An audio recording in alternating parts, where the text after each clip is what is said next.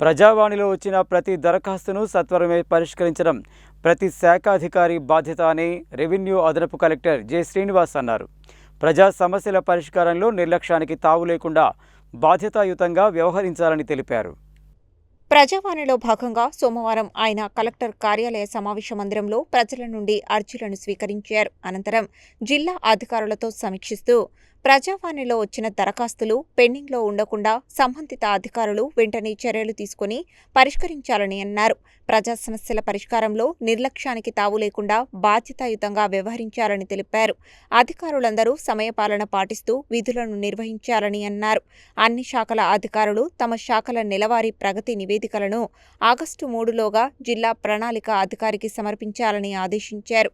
రాష్ట్ర ప్రభుత్వ సంక్షేమ పథకాలైన మహాలక్ష్మి, చేయూత, ఆరోగ్యశ్రీ, ఇందిరా మహిళా శక్తి, ఆసరా పెన్షన్లు, కళ్యాణ లక్ష్మి తదితర పథకాల అమలు పురోగతిపై నివేదికలను ఆగస్టు 3లోపు అందజేయాలని చెప్పారు. జిల్లాలో కొనసాగుతున్న భూముల రీసర్వే ప్రక్రియను పారదర్శకంగా నిర్వహించాలని, భూభారతి చట్టం నిబంధనలకు అనుగుణంగా ప్రభుత్వ భూములను గుర్తించి పరిరక్షించే చర్యలు చేపట్టాలని తహసీల్దార్లను ఆదేశించారు.